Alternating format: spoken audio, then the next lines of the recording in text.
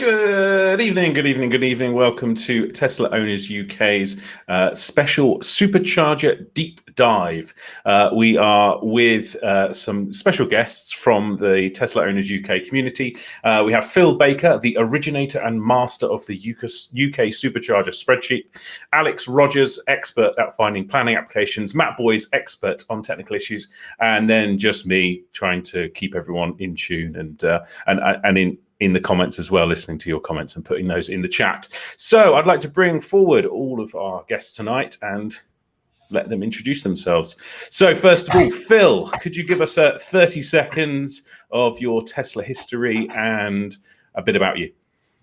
Yeah, absolutely. So Phil Baker, I'm a Tesla owner of coming up to 4 years, Model X. Originally, I'd hired a Model S way back in probably 2014, 2015, and obviously, got the addiction from there. And then whilst being within the group, I've ended up, keeping an eye on things at the beginning with the superchargers and then trying to measure them. And as a result of that, the spreadsheet was born, and a habit of getting involved and sticking my nose in where it isn't wanted to try and learn more and discover more has led to the spreadsheet and the community that we've got, where lots of members are regularly messaging me with tip-offs and sites they've seen or information they've seen. So it's actually a really fun way to keep a track on things. So that's my kind of role in the supercharging infrastructure. Awesome, perfect. And Alex, your story. Yeah, Alex Rogers. I've been a Tesla owner for getting on 4 years now, actually. One day I just was walking down the street and saw a Tesla stand. I took a test drive in a Model S, and that was it. I had to buy one, and here I am. I suppose I seem to have found a niche in looking for superchargers and know my way around the planning system a lot. So have been able to at least dig up some plans for superchargers, way in advance of what gets notified on the Tesla website as well. So I seem to have just kind of put myself in that position really, and I'm quite happy to share my knowledge and what I find on the Tesla Owners Facebook page, which a lot of you will have seen anyway. Yeah, that's me. Perfect, thank you. And Matt Boyes, over to you. Yeah, hi everybody. Matt Boyes. Whilst Phil and Alex have been chatting, I have just realised that today is the 7th anniversary of me becoming a Tesla owner. So I'm simultaneously very proud of that, and also slightly embarrassed that I haven't got a cake and done the appropriate recognition. So yeah, I bought a Model S back in June 2014. My first ever supercharging was at the Birmingham Hyatt 2-bay supercharger in August that year. I can still remember sitting there with my 2 baby children, who are now very much older, wondering whether they would wake up as the car turned itself into what sounded like a Harrier jump jet. It was insane. I had obviously never experienced anything like it. I guess that is what, in part, sort of drove my sort of technical interest on how on earth do these things do this? How do you get so much power into a car? So yeah, I'm sort of now my 4th Tesla, very envious of Model 3 owners, still stuck in the land of the V2 supercharger myself. 146 kilowatts is the best I've ever achieved. Hopefully next year I'll be getting an upgrade. But here to answer sort of any technical questions about how they work, how they do what they do, and perhaps where they might be going. Perfect. Thank you very much. And before we get started, the one thing I just wanted to quickly reference for everyone that's watching is that we do this because we're volunteers and we love this sort of space. But we also have a side thing, which is our charity of the year. So each year, the club as a whole pick a charity that's in line with the club's aims. And this year we have a new charity, which is probably the first time we've actually spoken about it on camera. So Bondi Shams is an awesome new charity that we are raising money for. If you go to justgiving.com/Tesla Owners UK, you can read all about it and why it's awesome. But please have a look on there, and maybe afterwards, maybe donate some money if you find this event useful. So I wanted to kick off by asking Phil to do a bit of a sort of overall discussion on the platform, the Supercharger platform, and go from there. Yeah, so obviously we're all familiar with supercharging as a concept, but the big challenge for Tesla is finding suitable sites that they can actually agree hosting for and get them in, and that's where the tracking has always come in, because there's such a big challenge for them in order to identify the sites, agree the sites, and even then the process is just beginning, because there's huge challenges with getting in just a monstrous amount of power, way beyond the power needs for a typical retail outlet or whatever it might be. To suddenly add that in is a huge undertaking from a financial point of view, but also from a logistics point of view. So one of the things that this has all taught me is the fact that there is a huge task for every supercharger to get it off the ground. And personally, I've got huge respect for the work that Tesla are doing, and in contrast to some of the other networks, and we'll cover Ionity, I'm sure, during the conversation, but the fact that Tesla are managing to roll out sites at the rate they are, whereas an organisation like Ionity seem to be going at a much slower rate, is probably testament to how hard Tesla are working in order to get it done. But I'll share my screen now, and initially it's just really to remind people of a few things regarding the state of things. Here's the classic spreadsheet, and members like Jeremy, for example, will be delighted to hear that as of today, it's been migrated off Numbers, which obviously is a very limited platform, and is now in the Google environment, and that will be added to the owners group as soon as possible. So it is now running in Google Sheets, and therefore is very easy for us to embed. So finally, after about 7 or 8 months of promising, I've finally done that today. So you will be able to use that in a much more usable way in the very near future. Then beyond that, I've just got a few reminders of the numbers, because it's been quite a journey. So I think I've got them in the wrong order, but here we are. So this is one of the key ones, I think, that tells a lot of the story. So what you can see with each bar is a new site opening, and it applies for the main section there, but also for Ionity down in the bottom right corner, where you can see the rate that they're growing. So different years are different colours, and so you can see that what we've experienced over 2020 and 2021 is an enormous increase in the rate of openings, and that's obviously got to be there to support the number of cars that are hitting the roads, because that's coming up in big numbers. So having that kind of acceleration in the supercharger rollout is vital, so that they don't get swamped.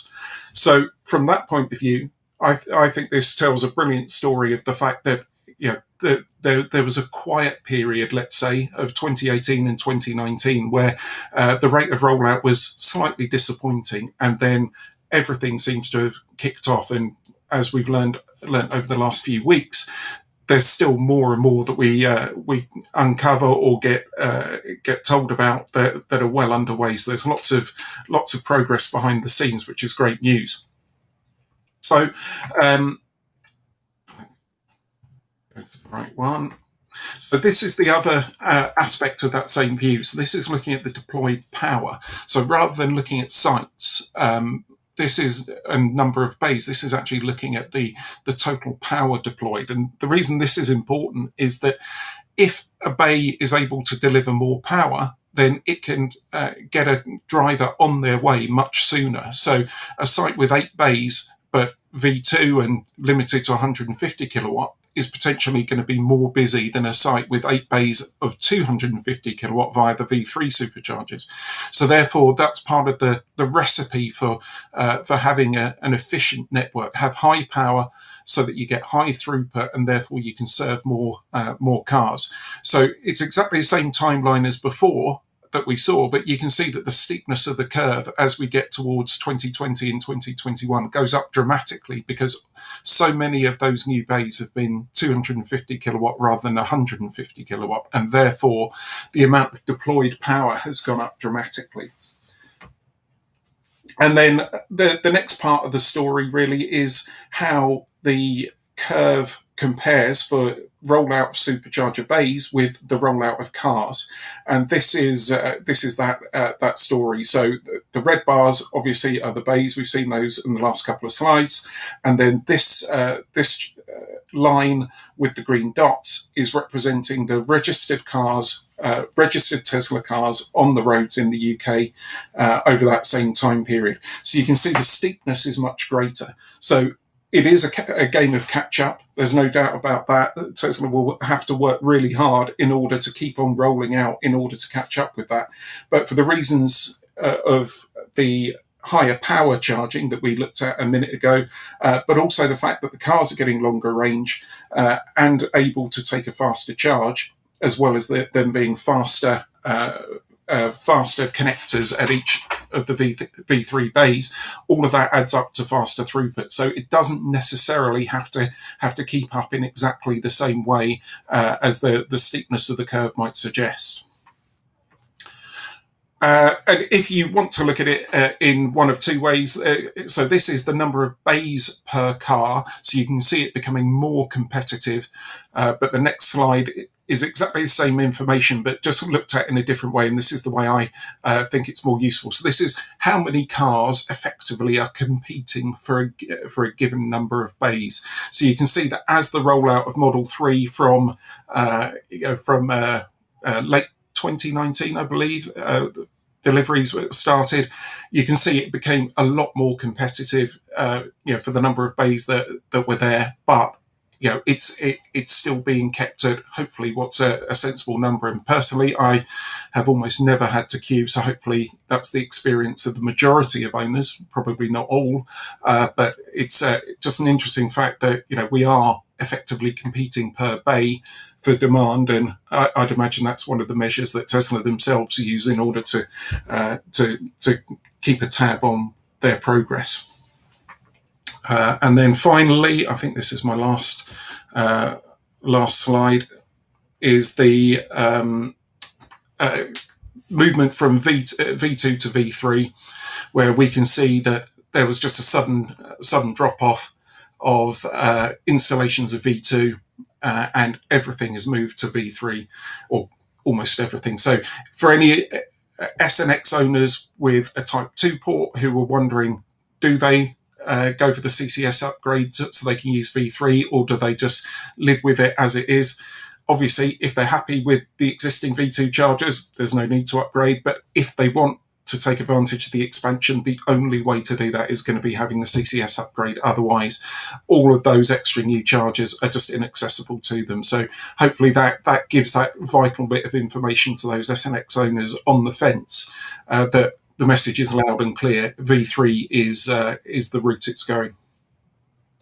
Perfect. Thank you very much. And now a question for Matt. Can you give us just a brief explanation of what a supercharger is, and what a version 3 supercharger is, from the basics, but then going into a bit more technical detail for us? Heavens. Yes, start at the beginning. So, I mean, I did put you on the spot here slightly. You did, that's Sorry. absolutely fine. No.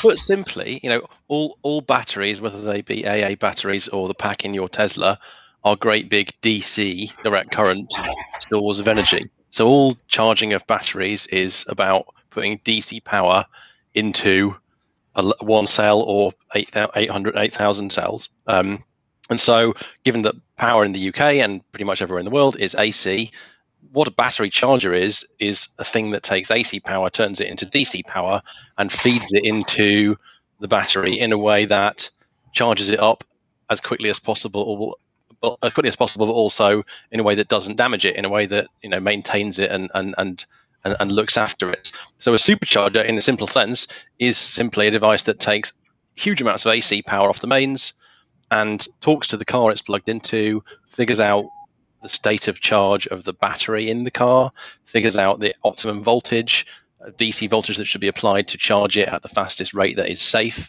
and then provides that power. So inside a supercharger cabinet, essentially, you've got a whole load of electronics, pretty beefy electronics with big cooling on it, that takes AC mains, a fixed 240, or in most cases in the UK, actually 277 Tesla, superchargers have their own private transformers, so they have higher voltages. Takes an input voltage and it outputs for Tesla charging somewhere between 300 and 400 volts, and that's over the course of a charging cycle. That voltage changes. When you arrive completely empty in a Model S, you're going to be at sort of 320 volts, and when you completely top up, you'll be at about 405. In terms of V2 versus V3, I'm not going to go into too much detail. Just maybe have some more questions later.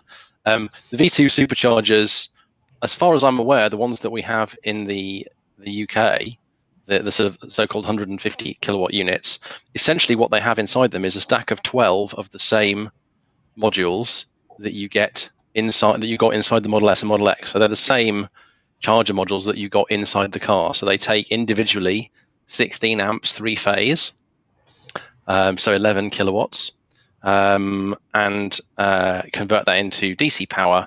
And those 12 modules then feed 2 bays, and those bays share the available power in the supercharger. So if it's a V2 supercharger, you are parked in a bay, in a charging bay, and somebody parks in the bay next to you, you'll end up sharing power.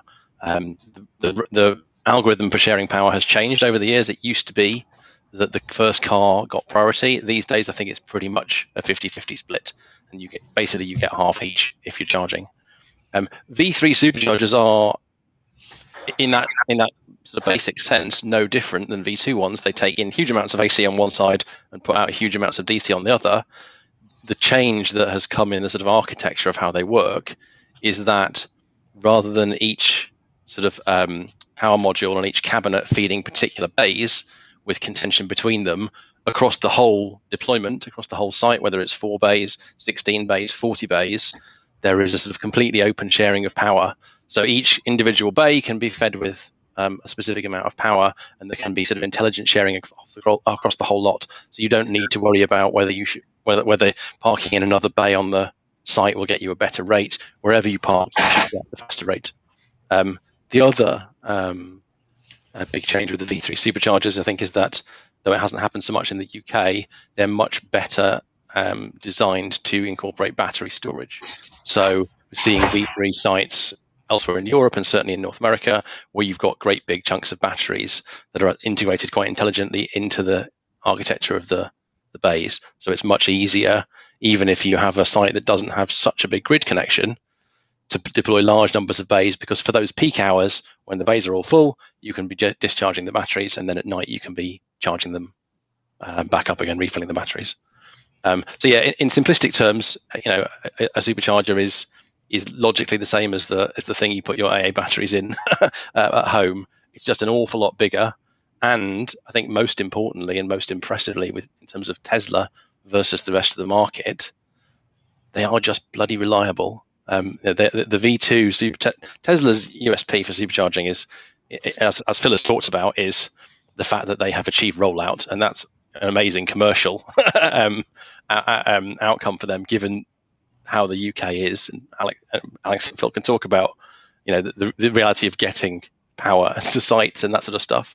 But actually, as much as it's a fantastic commercial achievement, they are just extremely reliable and well architected, and they do just work, in my experience. A couple of people asked a couple of questions. If I just jump into a couple of things. So Tom Stacey asked about 400 volt AC. I'm not going to get into a arcane conversation about how 3-phase power works, but so 400 volt AC is the same thing as is essentially the same thing as 230 volt AC, in the sense that 400 volts is the voltage between 2 phases in a 3-phase supply. But in terms of how Tesla cars and indeed Tesla superchargers use the power, even the supercharger cabinet, to my knowledge, just treats a 3-phase supply as 3 separate single-phase supplies. So when I talk about 277 volts being the input voltage, that's equivalent to 400. That would also be called 480 volts, 3-phase. What other questions popped up? Do I think V3s can go up to 350 kilowatts? I think that there is almost certainly more to give in the V3 superchargers. I have no idea how much. I would be surprised if they are at their max. And if you look at the rating labels of a V3 supercharger, which is the kind of information that we nerds have to live off, It is notable that a supercharger, the V3 superchargers, can output up to 500 volts, which is significantly more than the voltage that any current Tesla needs. Now, obviously, the Plaid Model S has come out, and I think we're looking there at a 450 volt pack. So if nothing else, there looks like there is headroom on the voltage side. You might well be able to get more power out of a V3 for the very latest cars, if and when they finally make their way to this tiny forgotten island. Was there ever a V1 supercharger? Was another question. Ooh, there certainly yes. So there were, in the US, the very first superchargers were 90 kilowatts. So the very first US superchargers were only 90 kilowatts, and they had a sort of slightly more angular. The stand design was much less sort of curvaceous, and it was much more angular, sort of probably rolled aluminium rather than plastic molding. So that was the very first version. I assume internally that was 9 modules rather than 12. The second generation, which pretty much I think we only really came in the US, were the 120 kilowatt ones, and then the in the UK we then have a mixture of some 120 kilowatts, and then the large majority, I think, of the V2 superchargers in the UK are the ones that can go up to 145, 146. Perfect. That's answered those questions, I think. One thing that I briefly didn't realise until sort of 10 minutes in was that we have a new supercharger that has gone live in the last 3 hours. Now, it's not a new site. It's an existing site that has been massively expanded. Any guesses, Phil?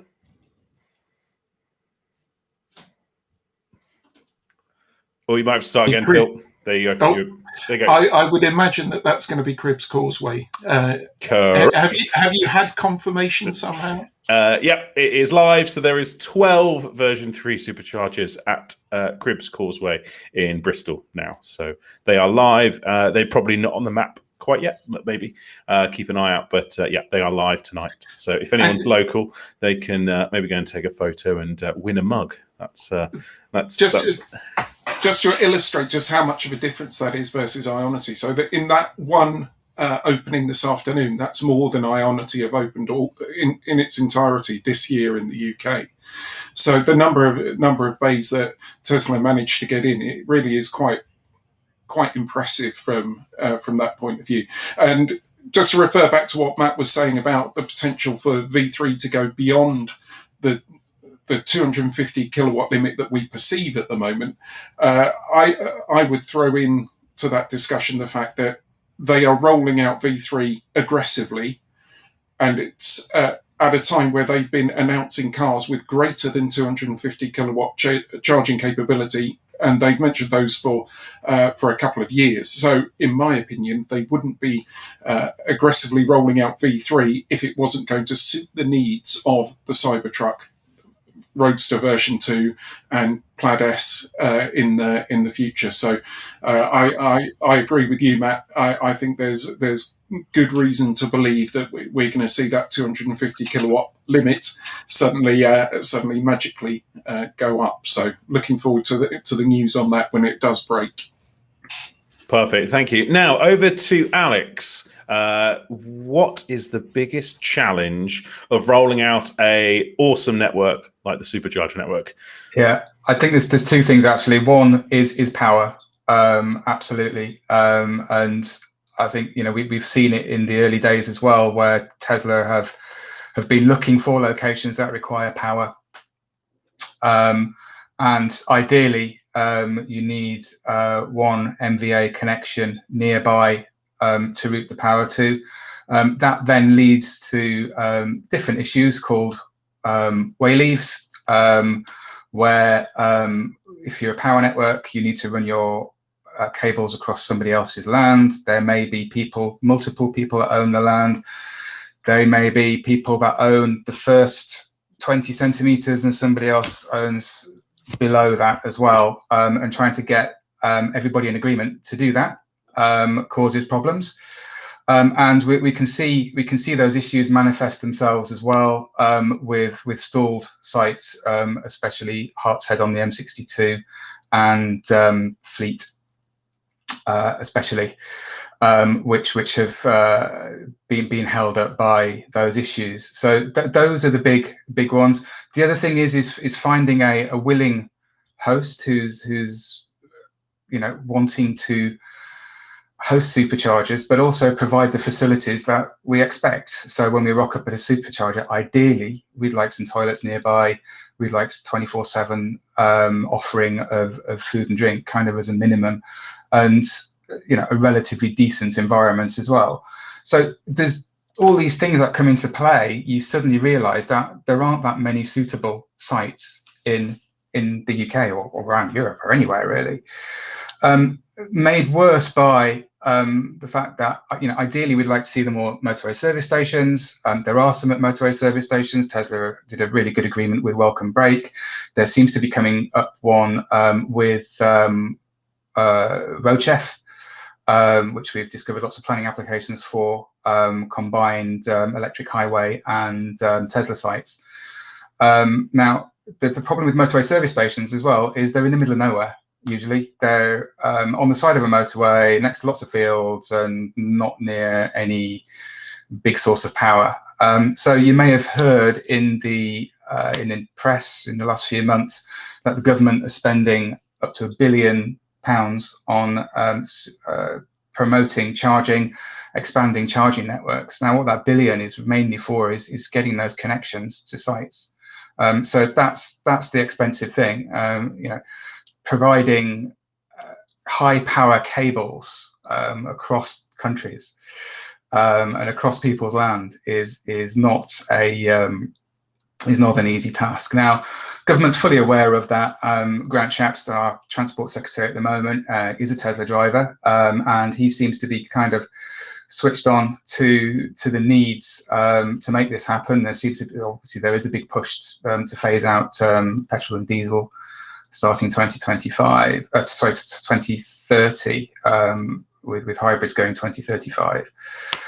So they really, are looking at doing this, and there are the charging companies riding on the back of the curve. So GridServe bought out Electric Highway, which everybody probably knows, and then we've seen these combined sites just opened as well not so long ago is Rugby Services, or M6 Junction 1, which is a combined Electric Highway Tesla site. There are many of those, or many, at least 6 or 8, I think we've discovered so far, in planning around the country to kind of replicate that sort of big charging hub. The ultimate end goal really for the government is to have 6 HPCs at least, high power chargers per motorway service area. And as we say with Tesla have had the agreement with Welcome Break. Looks like they're getting one with Roadchef as well. So that will cover some motorway services, and we'll just remain to be seeing what happens with the rest. Other point to note as well is obviously with the new GridServe site, there is superchargers there, and there are superchargers in all the main GridServe electric forecourts that are coming up, and GridServe are still really pushing for 100 in the next 5 years, and pretty much all of those should have superchargers on as well. So things are looking up, and obviously it needs to happen as the uptake happens with electric vehicles. Love it. Thank you for that, Alex. Now, a question for whoever really wants to jump on it. We touched on Ionity earlier.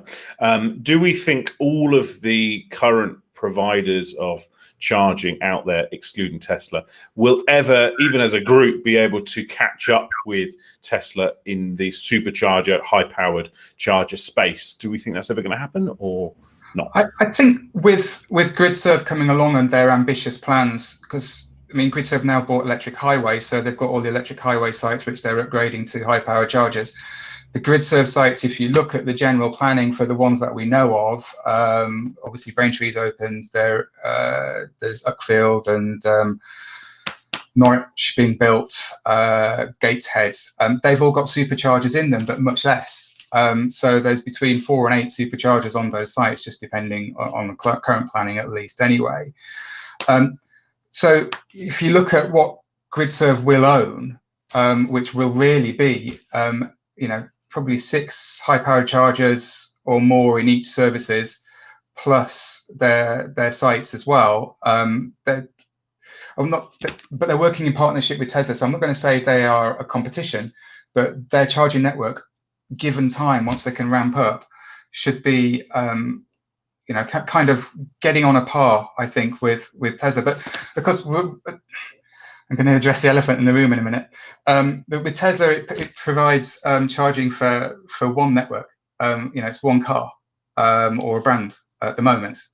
Whereas all the other vehicles have to go to the other sites. Now, yes, there has been the electric story breaking this afternoon. That is my next point. Yeah. So we'd heard something earlier in the week, I think, with one of the German leaders, or not leaders really, but one of the German politicians, saying that Tesla were looking at opening up the supercharger network in Germany. Now Electric saying Norway is going to look at that from September 2022. Now the thing to sort of bear in mind here is this is just like kind of early days story. It looks like it's Tesla looking to expand their network, but also and Norway saying, well, we're not allowing you to do that unless you open up to other cars. Now there's so much speculation and so much nobody knows. I'm sure even if you ask people at Tesla who most of them wouldn't know what's going on about this anyway. But back long time ago, Tesla always said that they were willing to open up the network to other manufacturers. It's just that nobody has wanted to work with them, share the costs of doing so. And there are logistical issues as well, because the cables are short, the charging point needs to be in the correct place. Are they going to allow everybody on every charger, etc.? We don't know that. But from my point of view, and I was looking at the poll earlier on the Facebook page, as a Tesla owner, you kind of buy into what the brand and buy the vehicle because you have access to the charging network. If they just allow everybody on it, then it loses its USP, from my point of view at least anyway, because then you think, well, actually I could just buy any car really and have access to the same charging network. So it might not be a free-for-all. It might never happen. We just don't know. So. And Phil, what this issue that we've come onto now is obviously a contentious issue. The news broke today, but like Alex just explained, we sort of have known about these ideas for quite a while. If you were Tesla, what would, or maybe Mr. Musk, what would you do to best mitigate those concerns from your existing owners and also your potential future ones? First of all, what I'd say is that Tesla are far smarter than I am. So if they're going to do this, they will be doing it in a way which will benefit the brand and benefit the network and everything like that. So much as I've got my own opinions on whether I want it to happen, I think the reality is it's going to be a very different story for what it actually means, whether it be a huge influx of revenue that then means they can roll out more aggressively. But also we don't know the detail of what's being discussed. Now, I think I've seen a couple of mentions in the chat where it's stating that it's not necessarily every site. It could be specific sites where they're looking to expand. And Norway are saying that in order to do that, you will need to provide for or open up as they're to other manufacturers. But that could literally mean it's just providing one or two HPCs for universal use rather than it being for actually making the superchargers themselves. So there's a hell of a lot of detail that we don't know. And so I'm trying to make sure my knickers aren't getting in a twist over what it could be, because almost certainly anyone that is thinking the sky is falling and our supercharger network, which we depend on, is suddenly going to become massively compromised as a result of this decision, I think is worrying excessively. I think the reality is going to be far more limited and far less impactful. And then on the other side of that same coin, if there are other universal chargers placed at the same location, or even superchargers opened up, they're likely to be at a premium over the prices paid by Tesla owners, in which case that's a substantial income potentially that's injected into the network. And if it means that we get more sites, but they're shared, I think most of us would grab at that and be very pleased with that, compared to the idea of not being able to roll out so aggressively. So it's a complex situation, and we're a few hours in, or a few days, considering the German minister's announcement. It's too early to know what's going on, but I'm fairly relaxed about it as an outcome. I think they're going to be smart enough to make it advantageous to us as owners. And Matt, maybe just to continue on from that, if you had any thoughts, but also from a technical point of view, the CCS open standard allowing people to effectively plug their car in and the system understand what VIN it is and then charge someone. How does that work? Is that a thing? Could that come into it?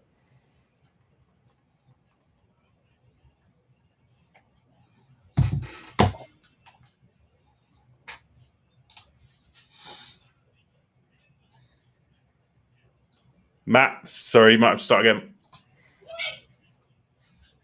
Hear me now? Oh, yeah. Oh, my apologies. Sorry, you see, that's I said an easy question followed by a hard one. So my personal view, I very much echo, I think, what sort of Phil said. I have huge faith in the Tesla Supercharger organization to get this right. In fact, I would go as far as to say that across the whole of Tesla, supercharging is probably the thing that they have succeeded at the best. Like I struggle to think of an example of where they really put a foot wrong. They have embarrassed everybody else with the fact that supercharging just works. And I'm not really bothered about whether the car next to me, a supercharger, is a Tesla or an Audi or a Renault. As long as they keep the architecture working and scale up, what I want is for there to be superchargers everywhere, much more than I want them to be exclusive. Now, that doesn't mean there might not be some drama and some unintended consequences. But if it's an opportunity for the network to get more capacity and more investment, then great. Equally, there have been perennial rumors about superchargers being opened up to other vehicles for a very long time. Nothing has ever really come of it. It could be that this is simply, as people have suggested, a sort of reverse grid serve type arrangement where Tesla are putting in next to their superchargers some charging stations that are open access, because that enables investment. It enables a grid connection to be upgraded or a transformer to be put in, and that's great too. It may well be that there aren't going to be a single bank of bays that anyone can plug into. There may just be a supercharging site with a Tesla operated sort of amenity building like the ones they've got in Switzerland, which, like a grid serve, has some superchargers and some partner chargers that are provided by somebody else. As to the question about essentially could the current superchargers, given that they have no screen, no contactless card reader, no nothing, no UI, could they operate with other kinds of cars? Well, we obviously saw with the unintentional glitch, I think last year, where the V3 superchargers became usable by all makes of car for about 24 hours across Europe, that Tesla superchargers can talk standard CCS and cars can negotiate a charge.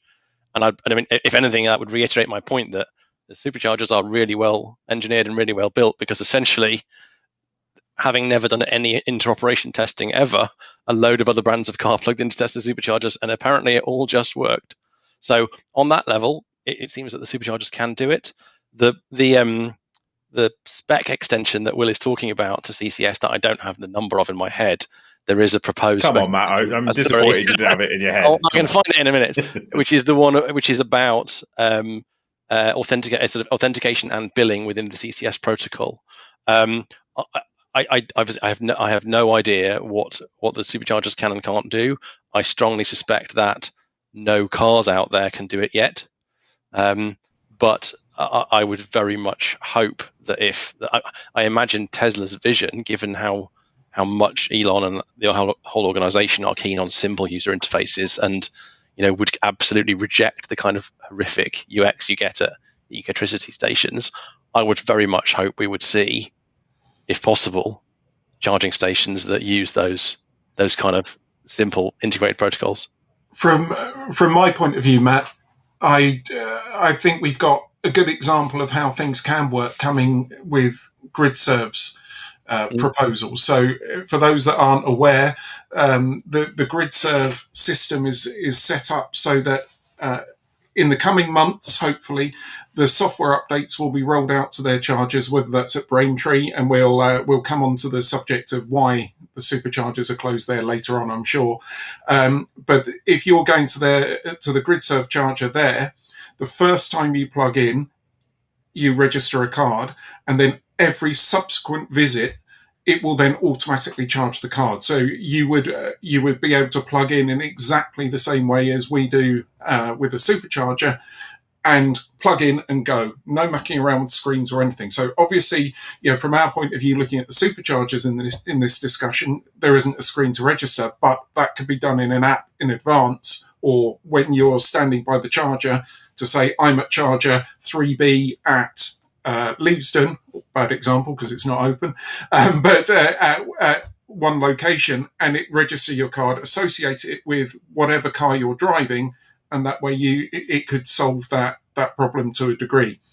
But whether that will roll out swiftly from GridServe or not across their network, I don't know, but they're promising it this year. But that could be a similar model that avoids having to have that UI nightmare that you're talking about, that we've known for electric highway for so long. Yep, yeah, that makes perfect sense. And the one thing you can be sure of is that if it can be provided by software update, Tesla will do it by software update. And I've no doubt that they can implement whatever sort of flavor of CCS they want to remotely. And actually, Alexander said in the chat that VW and Ford are doing CCS authentication in the US already. So that is further ahead than I thought. I'd certainly hope that's the way it would go.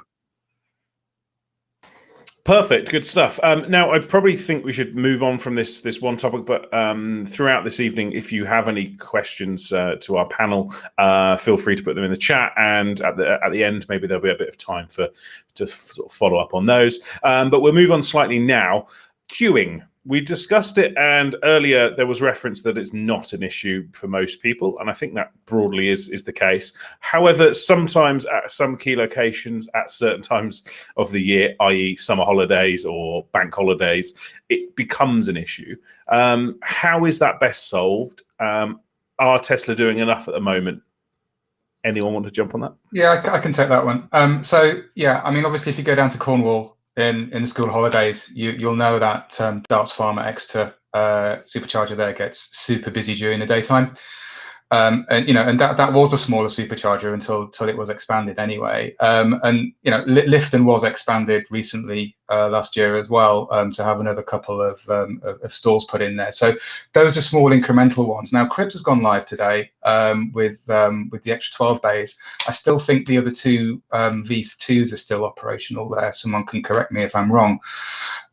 So the point really is, and of course Amesbury came on last year as well, near Salisbury, so on the 303. So the point there being is, as the other sites open nearby, then it takes the pressure off other sites. So if you're coming from London, you can stop at Amesbury and then maybe go on to Lifton if you want to go into Cornwall, if you don't have the range in your car. I mean, if you've got a Model 3 long range or Model SX long range, you're fine. You can probably do London to Cornwall in one go. So that seems to be the strategy as well. I mean, obviously, a few years ago, Tesla mentioned that they were looking to not have 2-bay superchargers. I don't know whether the policy has shifted, because obviously it's difficult to do things, and I think it may be better to leave smaller supercharger bays in, because we know, for example, that Leeds the village just off the M62 there gets really, really busy because it's only 2 bays. But then Leeds service centre supercharger opened, and it became a little bit easier down at the other one. So I think the strategy from Tesla at the moment, from what we can see, tends to be let's just try and get as many everywhere as possible. And kind of again going back to GridServe, going on the back of the GridServe ones, we'll see that they're popping up. To some people, they may be in slightly random places like Uckfield or whatever, but again, it's another site in another place that takes pressure off another place. And the plans are as well for another supercharger to be open in Exeter at the services, we think, there. And then further up the M5 as well, there's a couple of pins on the Tesla Finders page as well. One of them at the services, and one we're kind of speculating it might be at a battery factory. We're not sure. Heading out that way as well. So we'll see a lot more in that area. We'll just see a lot more coming on as well. So more people buy cars, more people supercharging. You saw Phil's graphs at the beginning there as well, the number of bays per car. But for the long distance drivers, yes. And also, of course, when we do drive long distances and we don't do it often, we still want to charge without queuing. And I think we just have the benefit of the access to the network where mostly we don't have to do that. And again, we're probably the only people that can see the actual status of the chargers in our cars. So we do have the technology to avoid the queues if we need it. But I think the accelerated rollout we're seeing now should address that option. I think you make an important point there, Alex, with the fact that any new site benefits the whole region that it's located in. So in that example with Amesbury opening, that means lots of people will be able to charge at Amesbury on the way down to the southwest that otherwise would have been dependent on Darts Farm. And so that's what part of the logic, I think, of filling in gaps with locations, because even if your favourite one is Darts Farm and you don't go anywhere near Amesbury, the opening of Amesbury is going to massively benefit you because Darts Farm becomes less busy. So that's a really vital part of the puzzle, to keep on filling in the gaps, not necessarily expanding every site, because people will be able to leapfrog Darts Farm and get all the way to Lifton or even all the way to their destination. So that is a big part of the puzzle. And do we know, Phil, I presume we don't, what percentage of people actually supercharge often, and then maybe like an average kilowatt hour per year for members? I presume all of that information is just within Tesla's database. It's a treasure trove of data that I would love to be able to dive into and explore, because it would just be great fun to look at it. I remember that there being some data publicised that was suggesting, I think, around the 15 to 20 minute mark being an average supercharging episode, but I don't know what the latest is. I would imagine that with the rollout of V3 and the increased capacity of the cars, that potentially is edging down, because people are obviously able to get the same amount of power in a shorter space of time. But that's the kind of thing that is going to be the difference between queuing and not. There are loads of models out there for not just charging infrastructure, but all kinds of usage-based infrastructure where it's modelling the flow and the development of queues, and basically everything comes down to one thing: getting it over and done with as quick as possible. So anything they can do to enhance that is going to help alleviate any queuing problems.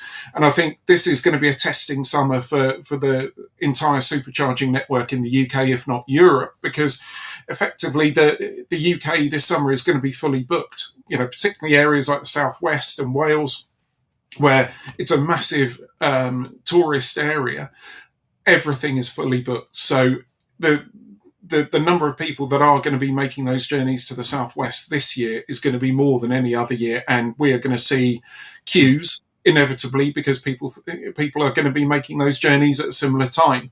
So it's going to be interesting to see how that works out. But as Alex mentioned, looking at that Southwest journey as an example, the Taunton, Bridgewater, Exeter Services, Exeter Service Centre, and the potential Cornwall sites are all going to make a difference. It's just unlikely to be in time for this summer. It's probably next summer we'll see the benefit of all those.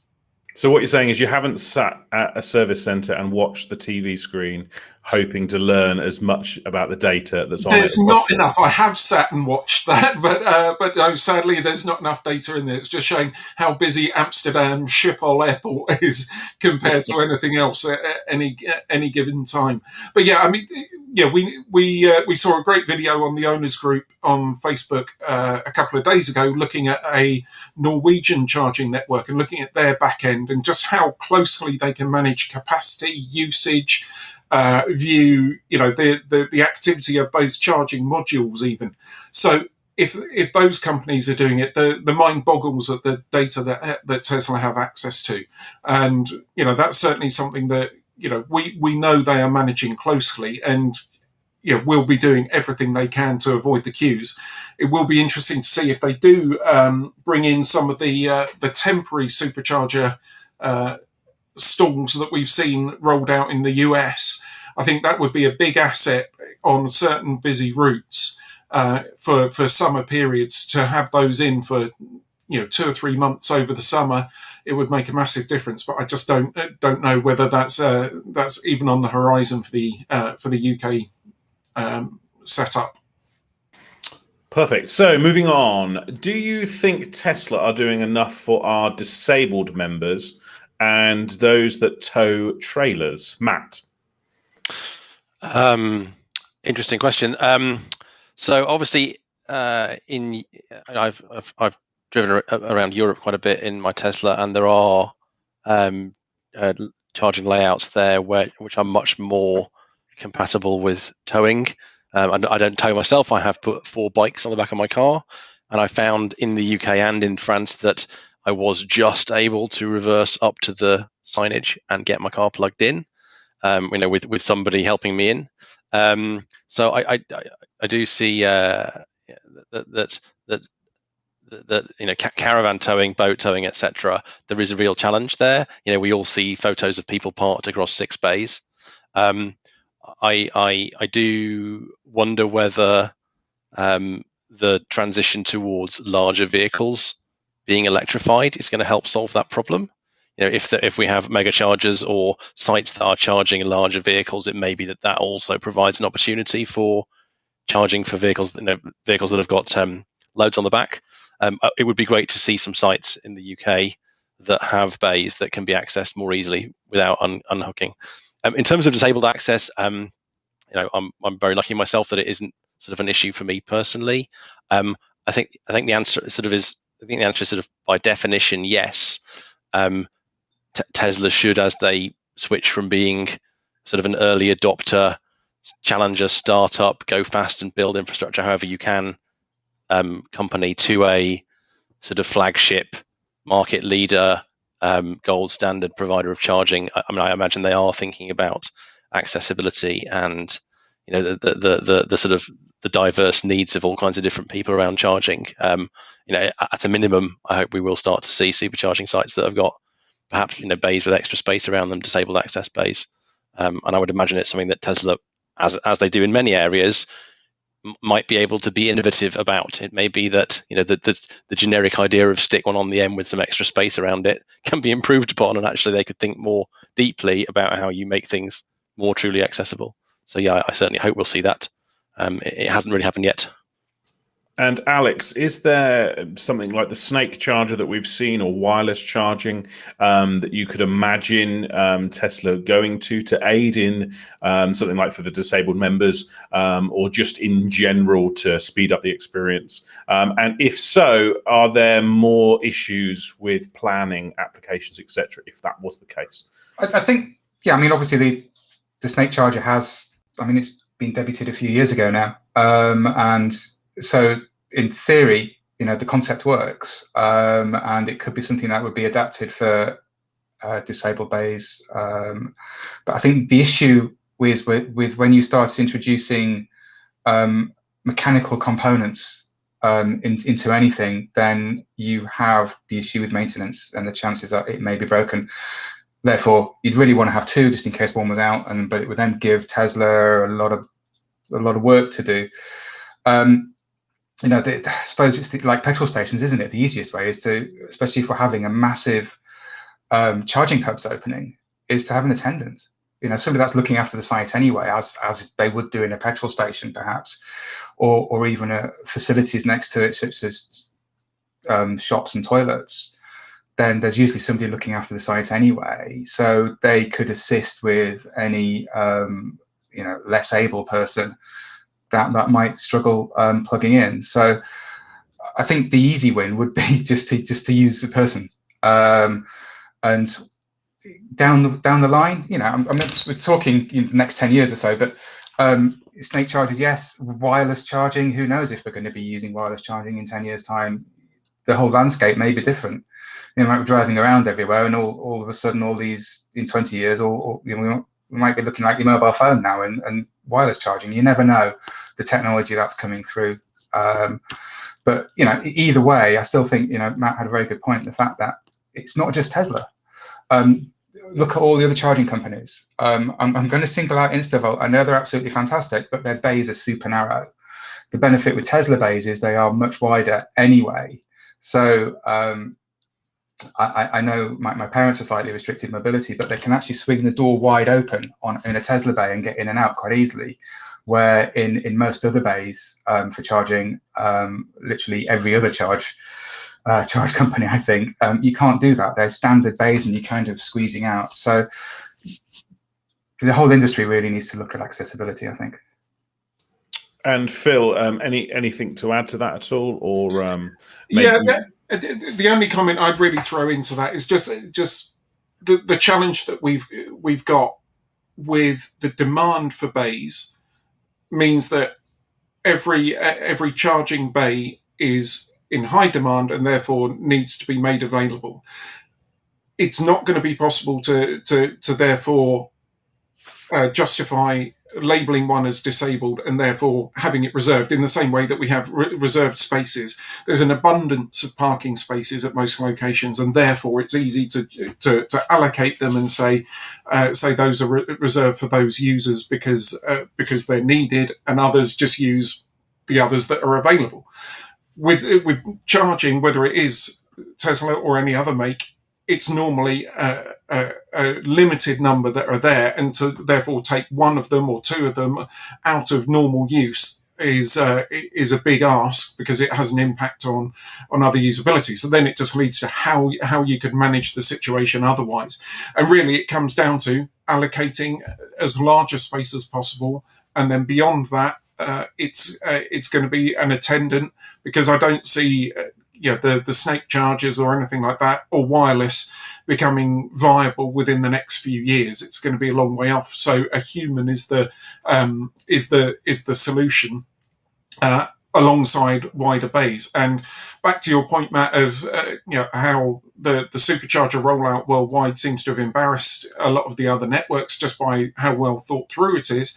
I think that also comes down to the size of the bays. They are generally bigger, not necessarily always. I'm sure there's some shopping centre superchargers that are bad examples, but they tend to be wider. We see it sometimes when there's conversions. You can actually see how they've actually captured a wider bay than was used as a basic car parking space previously. So they obviously do think of that, but it's not anywhere near the whole answer for disabled users. Perfect, thank you for that. Now, two competitors of Tesla, Audi and Porsche, have cars out in the wild charging as we speak, probably, at a higher max charge rate. Now, I know we've talked about the potential for V3 to be higher powered. That isn't the case at the moment, though. They also have an increased charging curve compared to Tesla. How? And will these cars suffer from an increased damage to the battery long term? Now, I appreciate it's not talking Tesla, but it's what some of our members see on a daily basis from other cars. Matt? I think the short answer is twofold. And particularly talking about Audi and Porsche, these are companies that have spent a huge amount of time and money on engineering and have thought very deeply about a flagship approach to their product line, where they need their halo cars to be absolutely spectacular.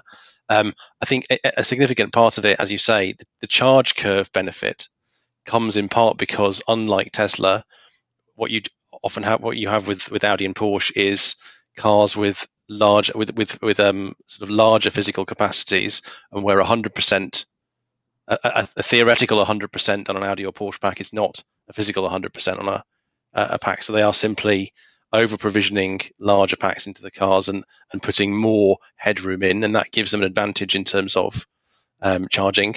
Certainly, and I think it's now flipped a little bit with Plaid coming along. Porsche in particular have really invested in the cooling. The thing that kills batteries in terms of charging is absolute power, but also heat. And certainly what Porsche have done a very good job at, and it's obviously flowed into Audi as well, is thermal management of the battery that enables them to keep running at high power for longer periods of time. I have, on the flip side, Tesla have all kinds of other aspects of their packs and their drivetrains that I would say are superior to what the Germans have got. There is a quid pro quo. Porsche have obviously gone down a road of 800 volts, which gives fantastic power and charging power at a relatively small number of chargers. Tesla got out there with a lower voltage that was easier to deploy, that worked better with existing infrastructure. So yes, at the moment, there is the headline figure from a Taycan is slightly higher, and certainly the charging curve, when you can find a charger that can deliver it, looks impressive. I think that Tesla are going to get back at least to parity pretty soon on that. I think that in terms of everyday real world use, you rapidly realize that some of these headline figures aren't actually that important. What matters is a combination of how quickly, how short your charging stop can be, but also, how certain you're going to be that you're going to get on a charger, how certain you're going to be that the charger works. So I personally don't sort of agonize about whether my car has a slightly slower sort of peak speed than another, because what matters to me is certainty that when I've had my comfort break and got a Starbucks, that it will be time to leave. So I think you've got to always think about the combination of that peak charging rate, but also the availability of the bays and the reliability of the network. And just to add from my point of view on that, from a non-technical expert, I think what we saw as the Taycan came to market was lots of talk about 350 kilowatt capability, which then was rode back to 270 kilowatt at launch, and Porsche claiming that they never claimed it would charge at 350. Obviously, 270 was just there to win the headlines and beat the Model 3 at 250 kilowatt. But then since then, the 2021 version of the Taycan is now 270 with the option to limit it to 220. So they have got that capability of going fast, but they clearly know that it is going to do some damage, because they literally provided it in the UI to allow you to charge at a 220 peak rather than a 270 peak, and literally to preserve the battery. So I think they've got brilliant packs. Audi have got brilliant packs. The 150 kilowatt maintained charging curve is fantastic in the e-tron, but they do have the same challenges that Tesla have, and they will be learning as they go along, much as many of the software updates we receive include invisible changes to the charging curves that we never know about specifically, but in the background there's tweaking going on constantly with how the Tesla packs charge, in order to maintain the balance between what is the peak charging rate, which benefits the customer, and the longevity of the pack, which obviously benefits Tesla by not having to replace packs under warranty. So Porsche, Audi, every other manufacturer is going to be exactly the same. They're all playing their own strategy on how to manage that, with that balance in mind. Best for the customer, minimize the warranty payouts. Perfect, thank you. Alex, do we think Plaid Model S, Model X will arrive in Europe with a built-in CCS port at the back? What are your thoughts? it has to really, doesn't it? Because otherwise, we're the maximum you can get through that Type 2 port really is about 150 kilowatts. If you look at the difference between a Type 2 and a CCS, you've got those big DC pins at the bottom that can take the much higher power, whereas the Type 2 pins are very, very small. So it's the S and the X. It's really the flagship cars that the Plaid will be, and you can't have a flagship car just limited to 150 kilowatts, especially when the competition's much, much higher on that. So I do expect to see it. If you look at China, they have their own proprietary system, which is GBT, which is kind of a bit like Shadow. And there's a separate port on the side of the car already on the S and X for those. So that's one way of doing it without too much change into designing new bodywork. I don't know. Looking at where the light cluster is on the current vehicle in the US, it isn't. But we're a year and a half from seeing those in Europe, or at least in the UK. Hopefully by the time Norway, I think, might be one of the first countries that get that. They really have to put CCS in there, I think. Otherwise, it'd be just too far behind the times. And Matt, do you agree from a technical point of view? I'm not sure there is a huge technical point of view here. I think I completely agree with Alex. It would just be embarrassing. The Plaid Model S and Model X seem to be higher voltage pack cars, so it would be reasonable to assume that through the CCS adapter you could probably get a little bit more than we get today. But that would be maybe 170, 175 kilowatts. I would speculate that potentially literally nobody in Tesla knows whether there's going to be CCS charging yet on the European facelift Model S and X's, because they're very busy doing a whole lot of other things and they won't have got there yet. I really hope that we do get native CCS, because otherwise it does seem inevitable that you would be in a situation that your flagship Plaid Model S will not be able to charge as quickly as a Model 3 long range. And just to clarify, did you say the existing CCS adapter you think could potentially peak higher? So one thing that we're not certain of is whether the bottleneck is the existing Type 2 socket in the car, or whether it's the CCS adapter. Given that given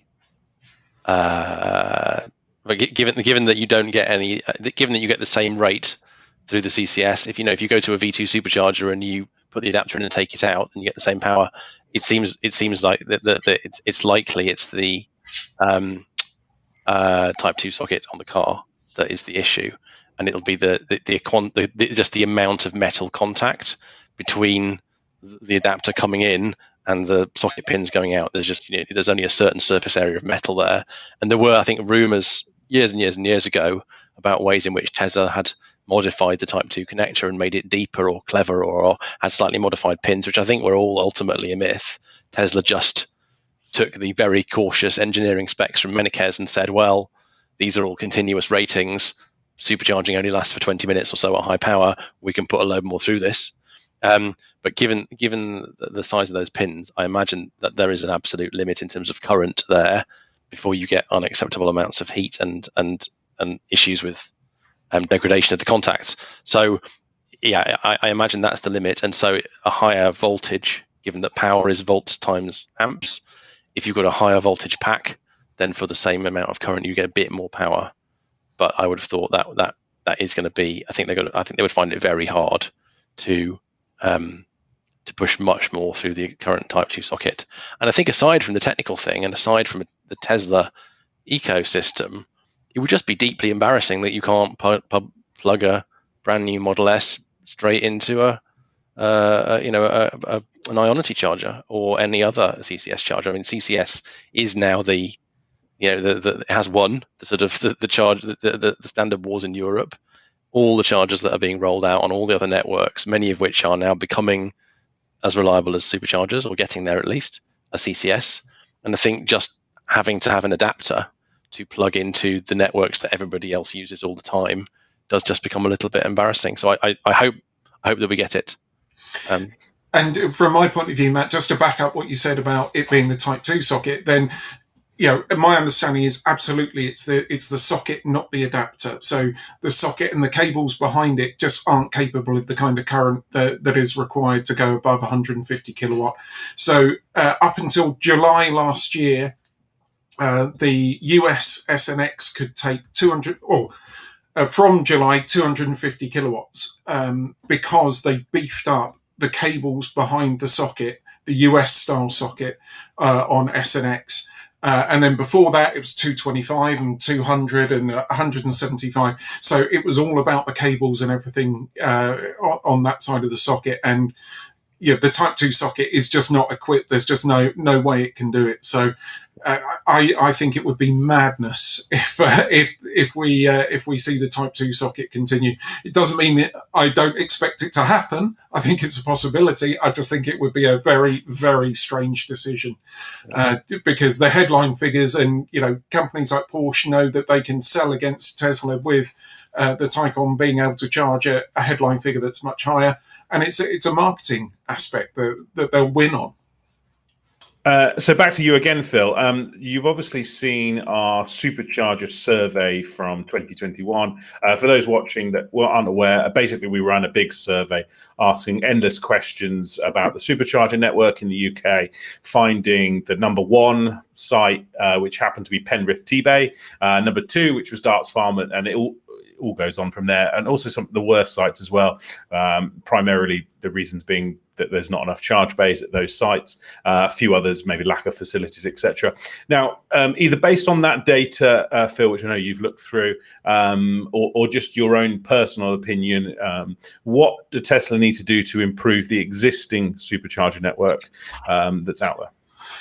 I think choice of locations is going to be a big part of it. And Alex mentioned earlier what appears to be the new relationships with Moto and Roadchef in particular, which will make a dramatic difference to the facilities that are available at the site. So rather than being in the situation where they're excluded from certain sites or unable to come to an agreement and therefore have to find something nearby that's off the motorway network. So Darts Farm, much as we all love it and much as it's a wonderful place to be, it's not on your journey down the M5 or the 303 directly. You're having to detour to get to it. So having those sites there, they've automatically at motorway service areas got all of the facilities that we could want. It's the perfect solution. And also, from a government point of view, we seem to be in a new era now where we do have genuine support from the government, genuine investment for getting the power to the site. So it's not surprising now that we're seeing the motorway network, motorway service area providers getting more in tune with the rollout. It's a proven factor that the UK is moving towards electric vehicles. It was in doubt a few years ago. Now it's proven, and so therefore they don't want to get left behind. They want to be the destination. And Welcome Break led the way, and I'm sure they've got lots of data that suggests that the average Tesla vehicle that visits a Welcome Break service area probably spent considerably more than the average ICE vehicle driver, because some of them were just coming for a wee and then they were gone a minute later, whereas Tesla driver is likely to be there for half an hour to an hour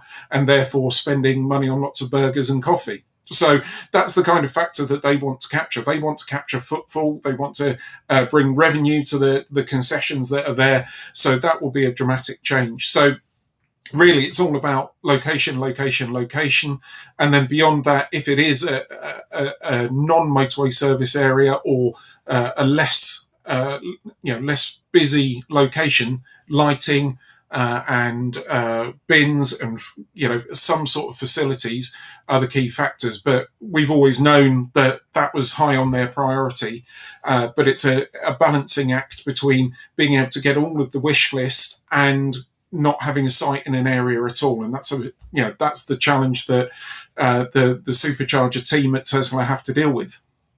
And Alex, anything to add to that? No, I think that it's having them in locations where people want to use them, which generally is on long distance routes, and also near cities as well, because there are the people driving around towns and cities. So those are the ones that get the use. And going back to the darts example, it is a bit of a drive off the motorway. It's not fun in heavy traffic, although it is a lovely location, and although it does break your wallet a little bit when you start buying loads of stuff. But so I'm thinking, when, for example, Exeter services comes on, maybe Bridgewater services on the M5 there, people are more likely to choose those destinations as well, and probably the car will route via those, because it's a less of a detour from the motorway, and from your journey as well. So then we probably will, going back to earlier, we'll see the pressure decrease. So I think it's kind of like what we expect really is what I mentioned earlier, is we'd like facilities, toilets, nice toilets, food and drink, preferably 24/7 as well, and most of the sites offer that. And I think it's kind of the wish list for Tesla. I mean, there are a few sites around, especially at the service centres, where you can't offer that, but I think that those were put in because they were quick and easy to do so without having to wait for all these other good sites to become available. And getting the grid connections is the long-term aspiration really, and I think that takes the time as well. And back to you again, Alex. Why do we not have solar canopies over our lovely chargers to protect us from the rain? Yeah, I mean, we could. I mean, it would be nice to have canopies. MFG, the petrol forecourt group, are rolling out HPC, high power chargers at many of their sites, and their plan is really to become a bit of a hybrid petrol and EV charging company. They have put canopies over their things. Now, the problem with that is it increases the planning, because then you've got tall structures. Yeah, you can put some solar panels on, but I mean, a line of solar panels over some canopies, you might be lucky to get 20 solar panels on there. You'd be looking at about 6-8 kilowatts maximum of power. But I suppose, as Tesco say, every little helps. But the main reason is you can deploy a Tesla supercharger site if you're not changing or adding any additional parking, or you're not building next to a listed building, Leavesden, then you can pretty much pop it up without going through the planning process, because the chargers are of a certain height, which less than 2 meters, they're quite small, and the associated hardware with that doesn't require it. So it's much easier to do that. And then if you start going down the planning route, then it takes much longer. Some sites can take more than 6 months up to a year to get planning approved. So then you're delaying the rollout, and then you've got additional structures to build, etc. with that as well. So I can kind of see why they don't do it. I mean, as an EV driver and person that charges a lot, and pretty much for everybody would prefer to see canopies, because when it's raining, you don't want to get wet. But I suppose the difference between that and a petrol station is you're standing by your car for 5 minutes pumping petrol, whereas for a supercharger, you don't even have to faff around with a screen or an app or anything. You just literally run out, plug it in, and run back in. So I think from a Tesla point of view, it's quite a low priority for that.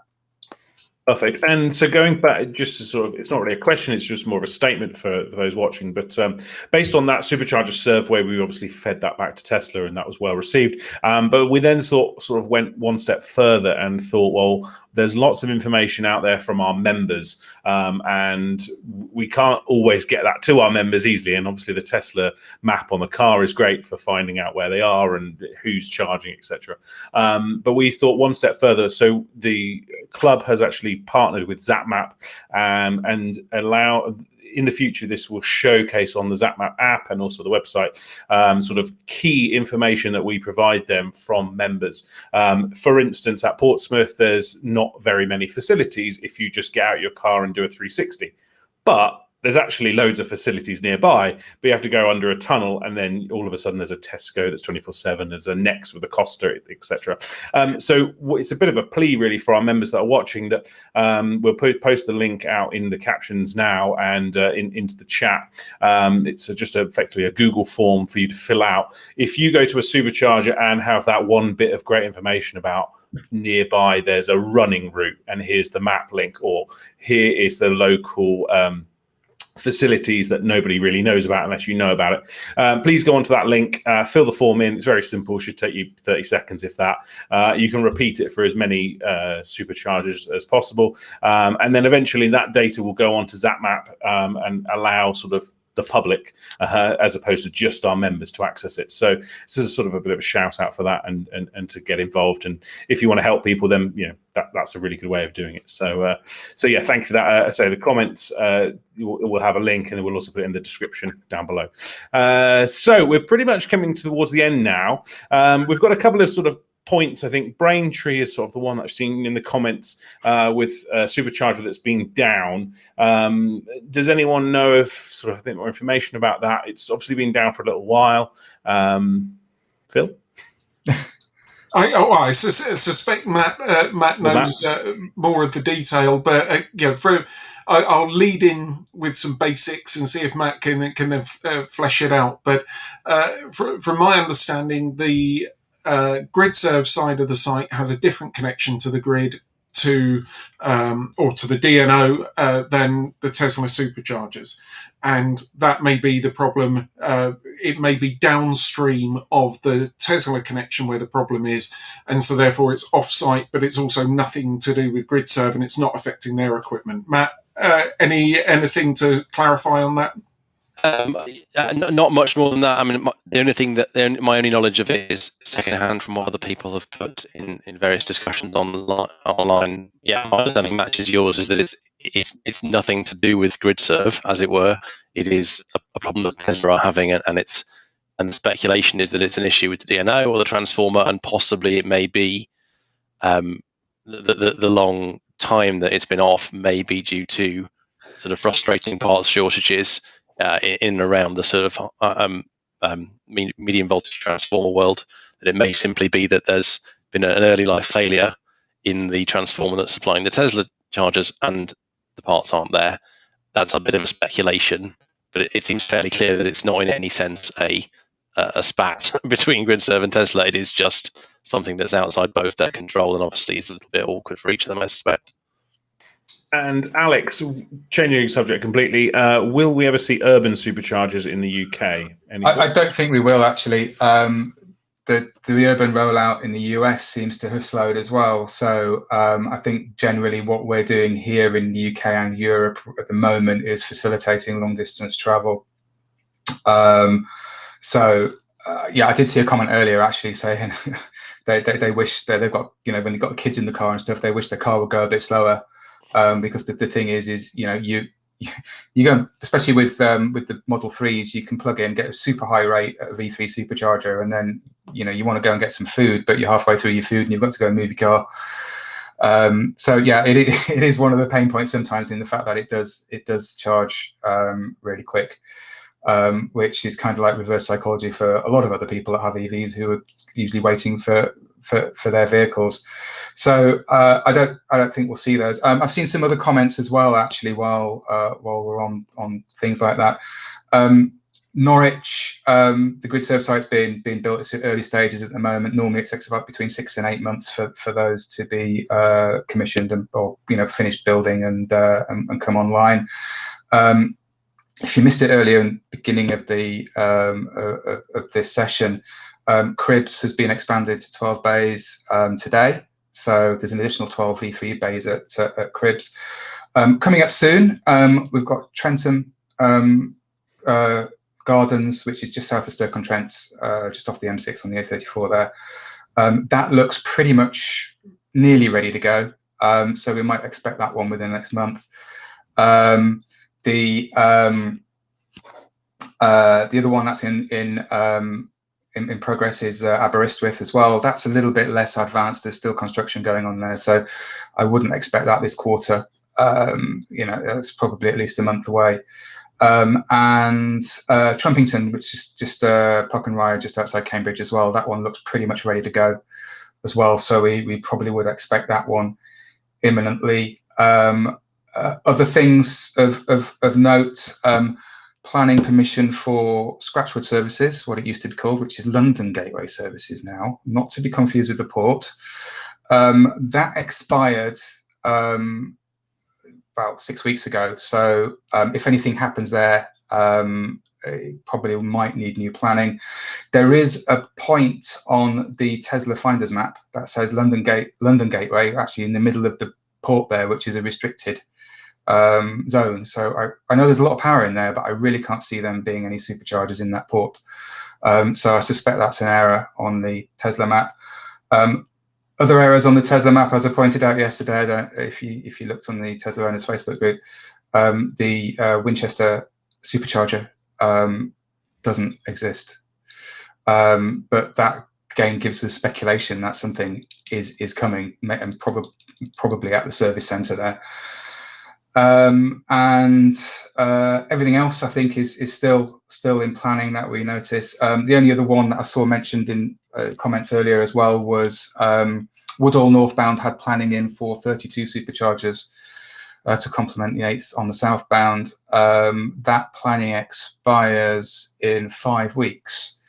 And there's no activity there at the moment as well, although there are going to be a lot of power upgrades in the area imminently.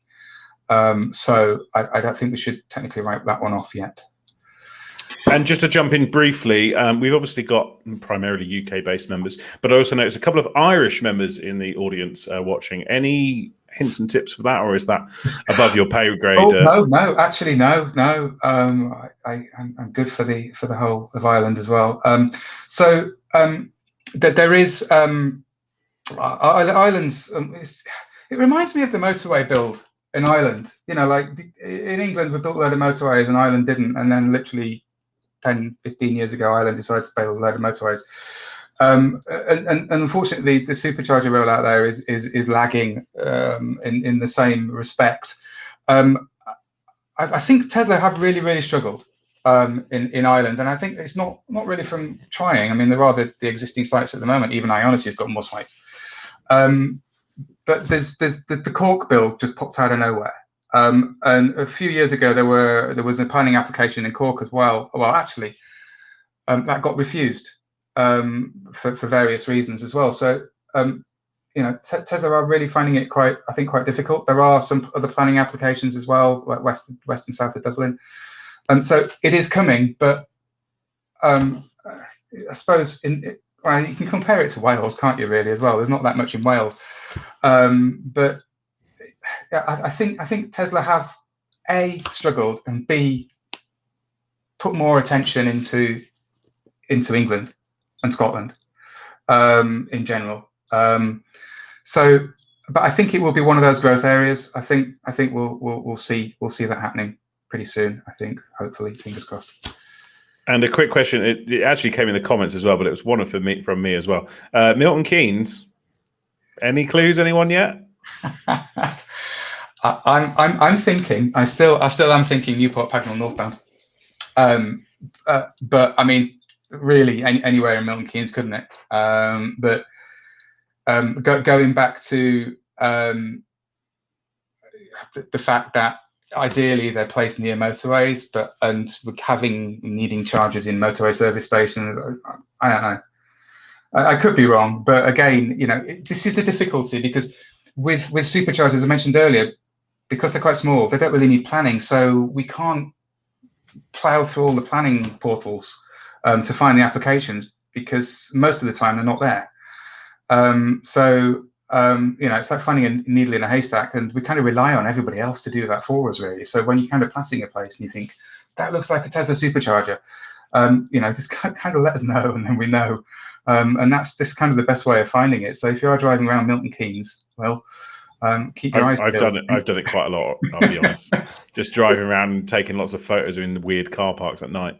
Simon's mentioned in the chat, the possibility of Milton Keynes Stadium, and that's something that I find really interesting, because if you look at situations like a stadium, arena, or anything like that, they come with a massive power supply and they come with a vast amount of car parking for what often is a few hours use a week, or maybe a total of 10 or 12 hours, serious use in a month. And so they do seem like prime opportunities for having having charging facilities or a charging hub. So I think that's a really promising idea for potential locations going forward.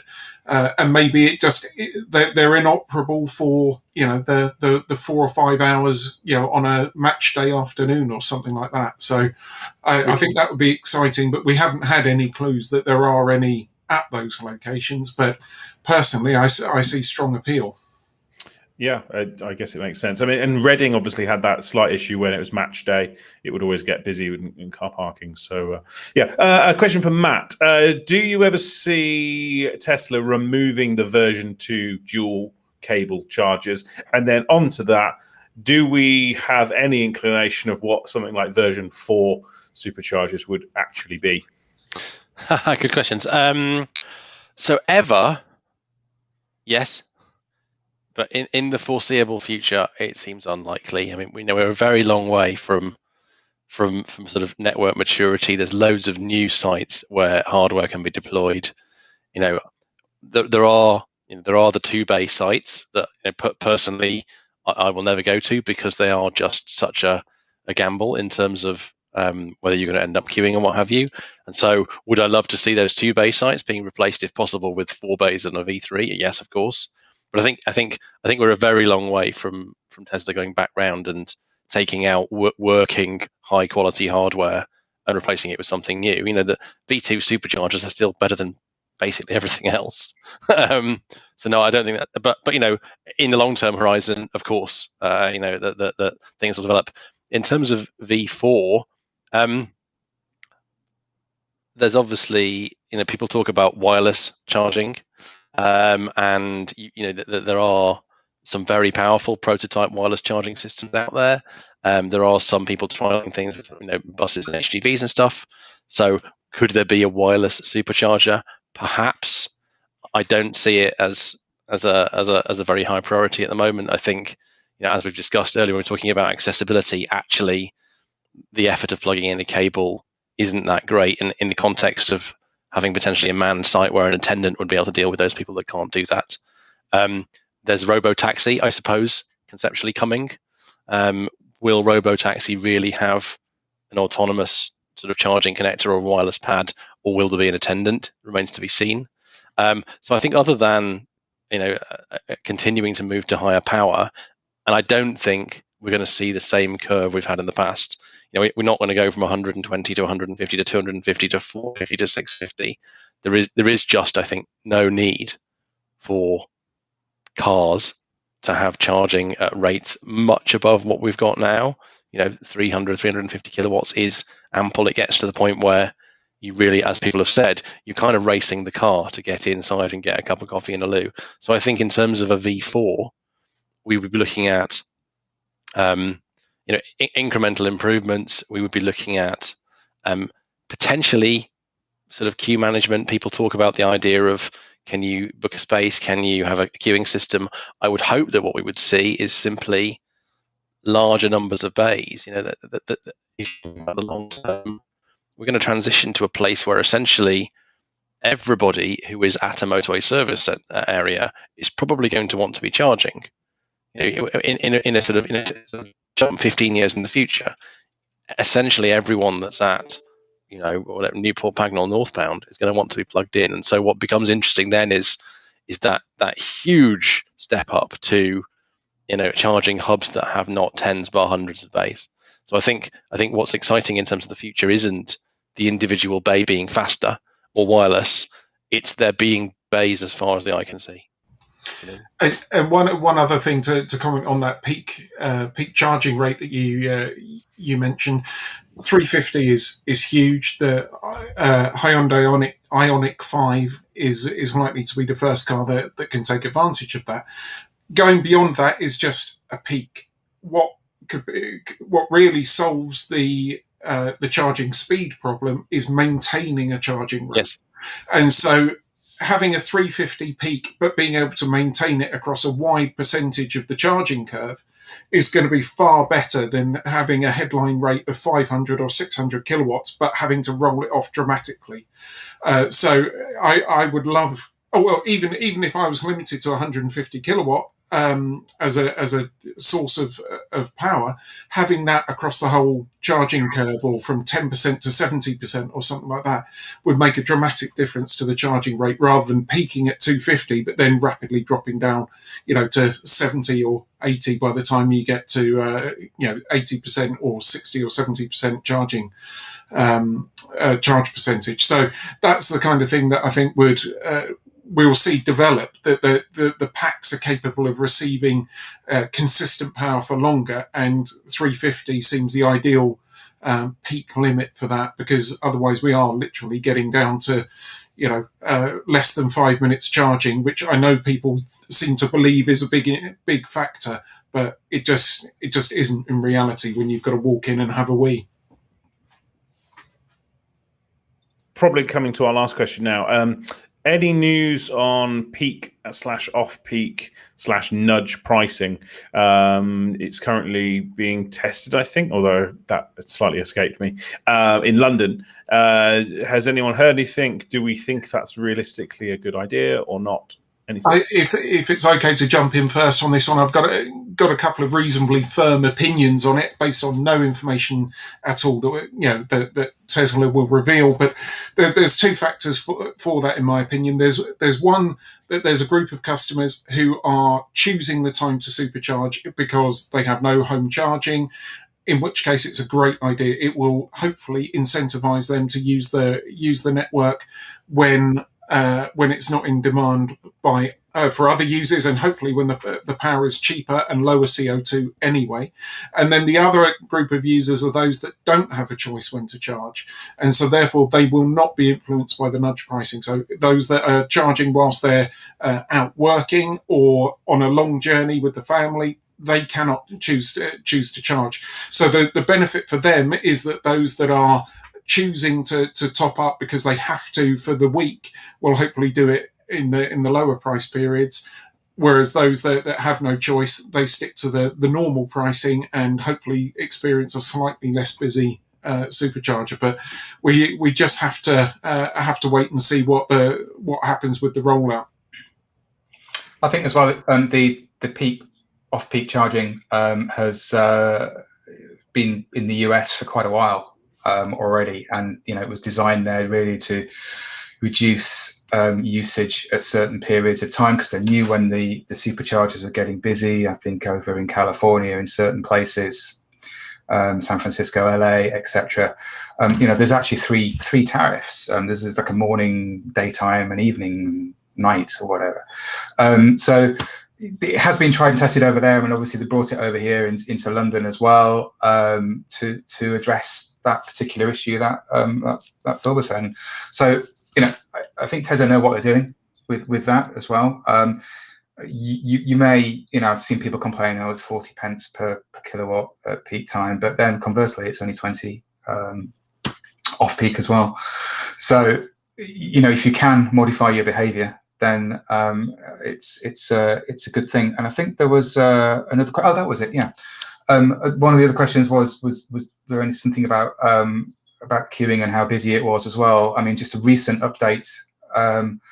You can now see if there is a queue. I mean, let's just go back several months actually, when they changed the UI for the superchargers in the vehicle, from displaying the little sort of lines for each one that was busy, and then it just became a number.